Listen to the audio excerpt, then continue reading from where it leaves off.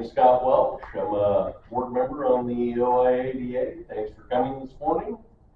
I'll tell you a little bit about the association and introduce our speaker for this session seminar. How many people in the room are members of the OIADA?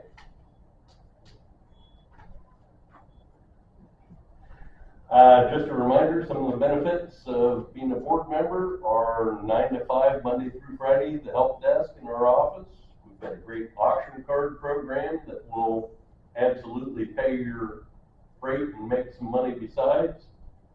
Legal services, preferred partner discounts, all kinds of good reasons. If you haven't figured that out already, I can go on for hours about that. If you're not a member or have any questions about your membership, make sure to see Babs or Kara at the registration desk. They will answer any questions and provide you with an application and set you right up. I'd like to introduce Les McCook. He's from the American Recovery Association. He's going to make you guys all smart about recovery, and thanks for coming. Thank you. Thank you, everyone. All right, guys, we got a small intimate group today, so to make this, I didn't come to lecture or teach anybody. Came to have a conversation today to help you leave here with some knowledge or some information, maybe where we're going and some planning what we do. Tell you a little bit about me. How many of you that are you buy here paper dealers? You got your cigar boxes and your index cards with you write your payments down on Saturdays? No? Well, that's where I started. Okay. So my dad was a used car guy in Grand Prairie, Texas. So I grew up in the no-lot business, and the first car I repossessed was a 1959 Hudson Hornet with a tow chain and a pickup truck. So I've been doing this for a while. What a change we've had in life, right? From the days of tow chains, taking things, doing whatever you wanted, been over a few fences in life maybe, I don't know, you know, picked up an oil well, some cattle a couple of times along the way. So it's been an exciting lifestyle that I've enjoyed. I enjoyed the freedom, like you, is by here pay your dealers. We're a little bit unique in the world. You know, you're creative, you got something new every day to deal with, you don't know what your days are when they start. You start off one day plan and you change it within an hour when your day starts. You know, I started in the business, payments were due on Friday, we took them on Saturday, we repaid them on Sunday and gave them back on Monday. So that was the way we lived. And today it's different. We all are in such a stressful world about compliance, number one. The lawsuits are going crazy now. We're seeing a lot of them are happening. There's not ambulance chasers anymore, there's repo chasers now. And we're seeing them around the country in different states, and there's literally lawyers in some of these states that specialize in suing people who do repossessions. In Alabama, there's signs posted on beaches and roadways that say, if you've had your car repossessed, please call the state 800. We see it in Texas. It's happening there. There's a lawyer down there that just makes his gravy on suing repossessors. So what I want to do is help you, and this is only got to be a conversation today. I want to help you ask me questions. I'll tell you a little bit of what I think is going to happen in the future. We're challenged, obviously, because we're not sure we're in another one of those crazy election years. We're not sure where money is going to go. We're not sure what our interest rates are going to look like, what our flow of our cars, prices of our cars fluctuating where they are. I didn't bring you charts full of things with money paid, money moving here, and finances moving here. That isn't where I wanted to be today. I want to talk to you about a couple of things. Most dealers, the first question when I get into the world is, where do I find someone? But your cars aren't always in your local dealers, right? So, you know, and what am I looking for when I'm looking there?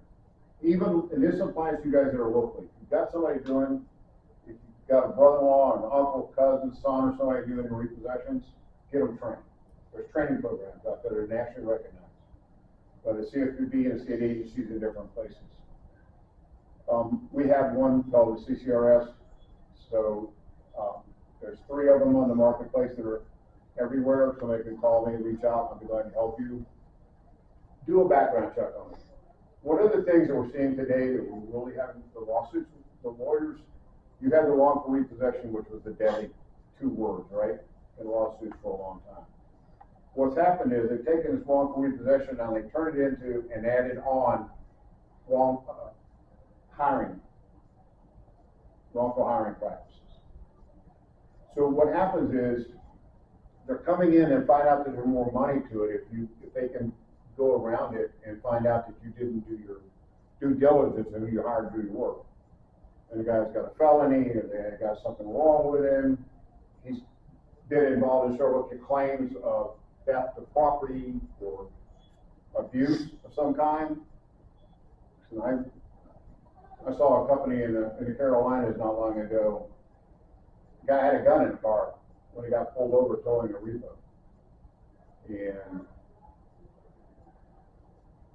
you know, the client car is now in the impound yard. Repo guy's truck's in the repo yard. The repo guy's in jail. You know, and come to find out when the negligent hiring is the right word. But the negligent hiring, found out the guy didn't run a background check when he hired the guy. And he had been charged with 2 felonies in the past and convicted of one of them. And now he's probably going to lose his entire operation of business over this. So it's imperative. In a smaller buyer, I get it because I just told you this is where I came from. Back in the day, we didn't have compliance. But if I were a small buyer, payer dealer, or even a large one today, I would want to know who's picking my cars up and who am I going to have to stand next to in court if I have a claim that goes bad. Damage claim, theft claim, it could be anything minor, an accident. A lot of the claims today are being made because not so much that they've done something wrong on the property or, you know, violated somebody's space around them, the safety, the auto accidents. You know, distracted driving is a big thing. You see a lot. That's our insurance rates are through the roof because we distracted driving. You're in a record, looking at assignments, looking over at a keyboard, trying to read license plates and trying to read addresses. So you want to just be sure that you're hiring the competent people, that somebody understands what they're doing. If you're in another state, you need one. Obviously, the American Recovery Association is a resource. There's other places to go. You know, I would not advise you to make your first call to a dealer in Texas. I would call your local IDA first. They will they may not have somebody, or they may know who we are and refer us on a national. We cover all 50 states, Puerto Rico and Canada, and Mexico. For those of us that are still brave enough to go to Mexico, we still recover cars there. So we're a great resource. If you need help, call me. I'll get you one of our people, Lori's our new staff client relations manager. So somebody in our office will help you get you somewhere, even if it's not a member we have. We have a great compliance system that we do. We monitor compliance of agencies all over the United States that aren't even there anymore. So we have a great library of resources for people. So I would encourage you, that's one of the biggest questions, where do I find one? What am I looking for? When you're looking for compliance, you want a background check. You want to know that they've got wrongful repossession insurance. Key, if you look at anybody asking if they've got an insurance policy, look for those 2 words. They're written on every COI that we get for any company that we vet for. Okay, those are key things. I mean, look, you're looking, you know, $100,000 on probably no one in this room financing $100,000 cars out of your cigar box, but that's typical for what our industry carries for what we tow on the hook, because we got several lenders, and nowadays, you know, some of these cars are getting close to $100,000, right? So that's one of the things you're looking for. So that's the key. First one, compliant. Are they compliant? Where are they at? Do they understand what the laws are of the state, what the problems are? And 2, do they have sufficient training? So be sure that they have one of the training programs. And again, if you've got a local guy doing your work, call us. We'll help them be sure that they're trained. I'll give you some places you can go to look to help them get trained. The other thing is, one of the things, and we just talked about leaving the states. So one of the things, the big things that we're working on, and we created a new program with Advantage GPS, where that we want to become the national resource for compliance in different states. So you're in Ohio, you've written a contract by Ohio laws, you've got it tight, you're good to go, and you lose a car to New Mexico. Well, you pick up a nice area, member picks it up for you, they've got it in Albuquerque, and you've got to figure out what to do with it. Well, probably you didn't know what notice you should have sent to them in New Mexico before you repossessed the car. Probably don't know what notices to them after the car is repossessed. You're really not sure what your sale rights are. Well, we want to be that database. So we're creating right now, somewhere inside my computer in the box, I saw last night the next version of what we're building. So we want to be that resource for you. Through your state IADA and with Health Advantage, we're going to be able to do that. So I would encourage we want to be a resource for that. Yes, sir. So hypothetically speaking, you're an Ohio dealer. Let's say customer lives in West Virginia. Okay, at the time of sale, you sell the car to the guy in West Virginia. He's a West Virginia resident. Guy moves to Michigan. What repossession laws are you? You're going to follow some because you've got to mix it up in Michigan. You've got to be licensed. So you've got a variation of laws that you're going to pick up. Look, I'm not a lawyer, so I'm not getting into the contract part of it, but there's a series of them that you're going to have to follow. And I think the notice laws before you approach a person's property is going to take precedence in the state that they're in. Hypothetically, Michigan. Okay. Does that make sense? Yeah, I just kind of, there was just interesting. Yeah. I think. And that's what I'm saying to you. We'll have all of that down. I don't know all of them, but it's a great question. Everybody, please ask a question. That's a good one. And that's what we want to build for. Because you're trying to comply. You just described three. You're in Ohio, West Virginia, and they own it. And then you guys up here, we're used to Texas. It's 800 miles to somebody else in another state. We don't care. Our people are probably in Texas, right? So the antithesis of what we're going through today is a bully nightmare. So that's the challenging part that we face. What are you doing? One thing that I want to bring up that's really not, it is repossession related because it's now a law in the state of Illinois, speaking of other states and issues. The data in these automobiles, in these stereo infotainment centers, they call them, are you guys clearing them out? You taking care of that before you put a car on your lot? You better be. I won't tell you. I think it's Hertz, Budget, and Enterprise were the three companies involved in lawsuits in California over not clearing the data out and giving someone's private data to the next person who went in the car. These people lost. We don't know how big the settlements were, but the lawyers each got over $500,000 a piece in all three cases. So the lawyers get 40%. So they were class action suits. We were talking in the room a while ago. Someone was talking a story about being in a rental car and seeing 5 other telephones. It didn't change a thing, did it? I see it in the rental car I'm in today. I got 4 people's phones, and I've got their doctors, I've got their hospital bills, I've got their home addresses, I got everything about them. I've got their children's names, their grandparents' names, I got everything. All I got to do is push the buttons, read about them, and take them home. If somebody steals a car off your lot, they know who your previous owner was of the car. They know everything about them. They can push a button to the GPS, they can push a button on the garage door, they've got access to that person's house. You just allowed it to happen on say a test drive, anything.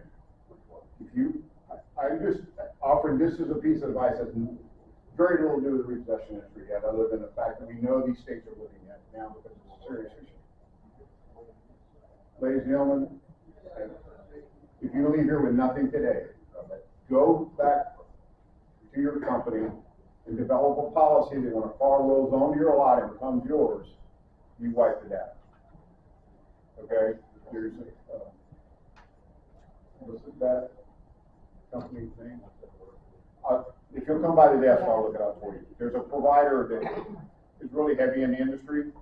They have a system you put on your phone, and it walks you through the system. It's very inexpensive for buyer pay your dealers, some of them. And I would have that on somebody's phone in your lot all the time. I'm sorry, I can't think of their name. Are they here today? I didn't see them here. Usually they do the bigger shows. Normally, I know that California, I saw they were in the news the other day, California, on another aspect of data security where the information, now I'm talking about the security that's in the infotainment center. They're also controlled about all the data they own about you, about your car. So they were just part of a big lawsuit and a settlement thing over there to help in the state of California. California rewrote their laws on the aspects of that. So my advice to you is on the data on the info center, because that's something you can get done with quickly and you can deal with it. It's got to be a policy in your law. Okay. There's not a single one of us want to be responsible for something ever happening to somebody else if we had a chance to fix it. And I'm talking about dollars. And really and truly, you're talking about a 2 to 3, 5 minute process from what I understand. The demos that I've seen of it were it's fantastic. Almost all of our agents carry it now to have it with them. In Illinois, you've got 3 days post repo to be sure that all data is clear from the vehicle before it can be moved. It can't even go to an auction. The only requirement is you have to have a key. You're in the car business side, you're on the other side, so you already have a key when you got the car. So the policy needs to be instituted day one. Just clear the data. Every car in your lot should have 0 data. Okay? And even if you let somebody test drive it, I opened my phone, I thought, I'm laughing because I don't connect mine to anything, right? Except my personal car. And I just thought, well, I opened the personal car up, I got hers, I got her son's, I got another granddaughter's. There's stuff all in my truck, I had no clue. Would never have thought about it. So that's how easy it happens. We sit in the phone, we throw our phone on the counter, we take it with us, and people ride with us, and their phones connect to our cars. So I wanted to be sure I brought that up today. I think that's really important. That if you leave here with that. The repossession thing, report.org is a resource for everyone. Every agent that you find in this deal is fully vetted. They're compliant. They've all had background checks. They've all had the licenses for their states. Like in Ohio, there's not a repossession license. But you know you have to have a PUCO number or you can't operate a tow truck in the state of Ohio. So if you've got a repossessor using a tow truck without a public utility, PUCO sounds bad. Public Utility Commission license, is that it? If you don't have that number, if your repossessor doesn't have that number, then he's in violation, he's out of compliance with the law. Yeah. Well, some of the states have their, I didn't know what the Ohio was, I knew what it had to have, but I didn't know what to do.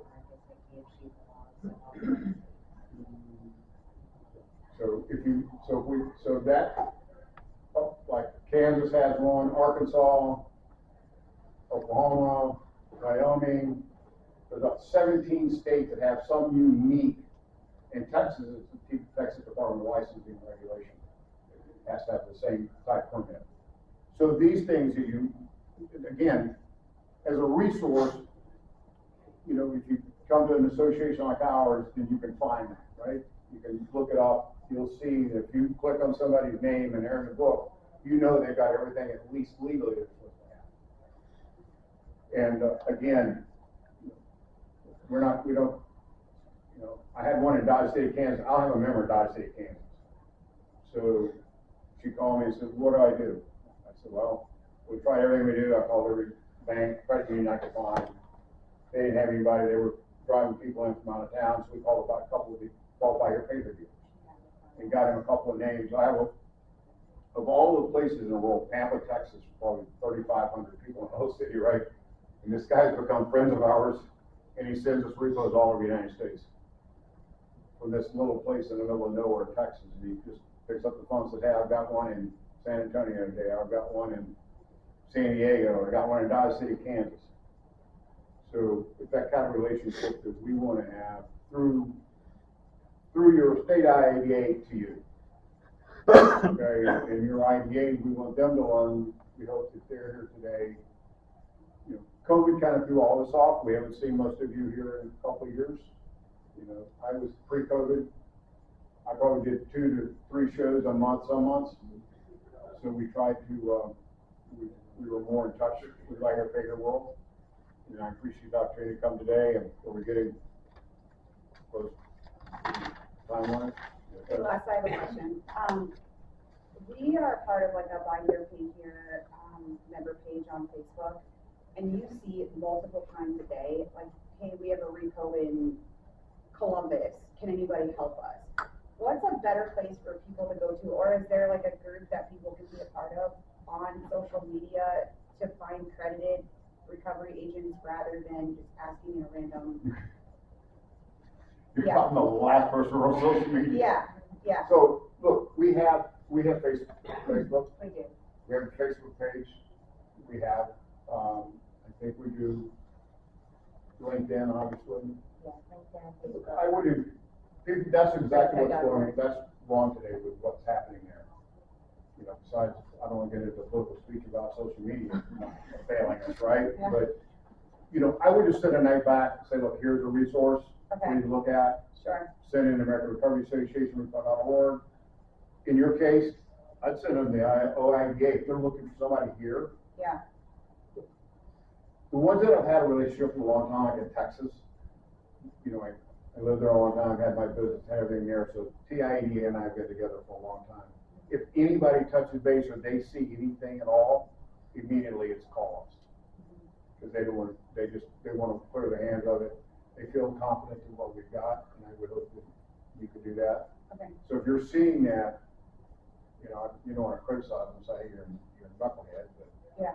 I would. I mean, you see it like at least 3 or 4 times a day, people, so it's definitely a need out there, it's a demand, but. Well, and just look, until most of you sitting here today, you probably know who we were. It wasn't a resource. So I got to talk about the fact of what you're looking for. Probably most of you didn't know what you're looking for when you went to another state if they got away. Everybody in here is very aware. The OIDs are so great about what's required in state compliant, right? What your paperwork looks like, what your forms are, the size of your tax. They've got everything. They've got you covered on that side. On being the dealer compliance, man, they've got it down. But, you know, for the American Recovery Association, ours is just the other way around. You know, ours is totally immersed into the training programs, the licensing programs, the state requirements. That's what we do. That's not the expectation that you would have for a trade association that you need partner from or information from is what that immersion looks like and what that responsibility looks like. So my recommendation is, hey guys, look, if you really want to do it right, here's a reference for you. Give them the OIDA, give them the American Recovery Association, link to a website. I don't even know how you use the thing. Do you link to a website? Yeah, you can. We do. Just send them a link to the website. It's right on the front page of our website at repo.org. It's got a box. You can search by state, by zip code, by city, by company name, by owner name. So you can look everywhere you want. Our phone numbers are there. Sorry? By state. And if you got the really wild ones driving around every morning, you wake up and your GPS is another location. You can look by state. So you've got the way to go. Again, our Advantage would be a great resource on the 50 state project. That's a big part of what they're doing. So if you're just curious about that, you can come in through them and research there. So that's a great resource to have, regardless of where you are. So that would be a great question. Anybody else with a question? Oh, yes. Any word about the auctions, like including those memories? I will tell you that on the lender side, they have contracts with auctions, privacy for cars. Thank you. They have a contract. Most, like the Ally banks, the stuff, the people we work for, they have contracts at the auction to have the data cleared at the auctions. So, Illinois, and I will tell you that other states, I know that we've had calls from Ohio, from a couple of Congress people here concerned about after they saw the law in Illinois of the protection of their people here. So I think that you should be But I'm telling you something, I bet you if you bought your last car at the auction and got it at the lot, it still had that in. So if it's not one of the major lenders that have a contract to have it done, or if you're buying from another dealer, then you're probably not having the data cleared. I would just, it's easy. Whoever your cleanup guy is, your onboarding guy in your dealership, whoever that is responsible, when they pull the car in, vacuum it, clean it, whatever, hit the radio button, and just find out whose name's in the phone box. If it's got any name at all, you need to figure out how to clear it out. The privacy for cars will reach out, privacy and the number 4 cars.com, I think it is. If you go there, they will, like I said, it's an app. And literally, you go through it in seconds. It takes less than 3 minutes to clear the data on almost any car made today. It's compliant. It gives you a record that you cleared it. For your record, you'll know from now on any claims made against you. You pass it on. The next guy got it. It's, he said, she said, that where the information came from, where the data came from. Well, you're cleared. On this day, I've got an exact record of the position where the car was sitting when it was cleared. I got when it was cleared, who cleared it, in fact it was done, and I hold a certificate and initial response. So that's a really good thing, and I would encourage every one of you to at least reach out to them. It's not an expensive process, it's not an expensive thing to hold. But that would be one of the people that I would go to for that. So great question. Yes, auctions aren't doing what they're supposed to. I would, if I were an auction, I wouldn't let a car go across the block with it, much less be sitting outside where we all access them.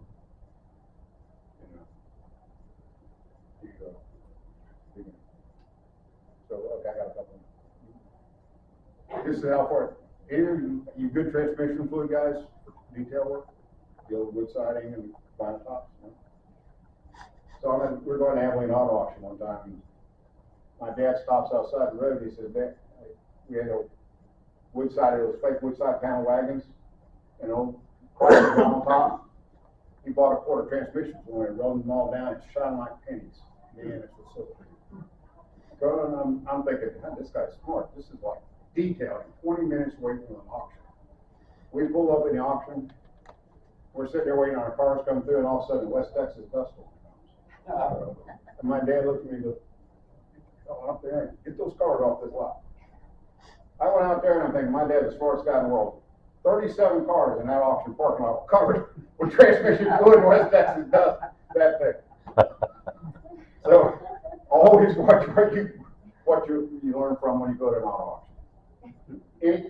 I hope I've given you some information that you take a value.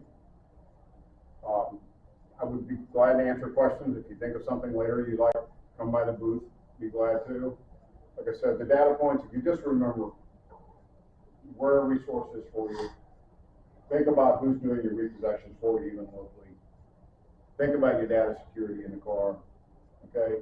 Those are the really key points that I wanted you to leave here today realizing that, hey, I got some value of coming to this place today and being one of the few to come in here and sit down. Because there's probably people in here that, in this room, and I'm not being mean to anybody because it's new.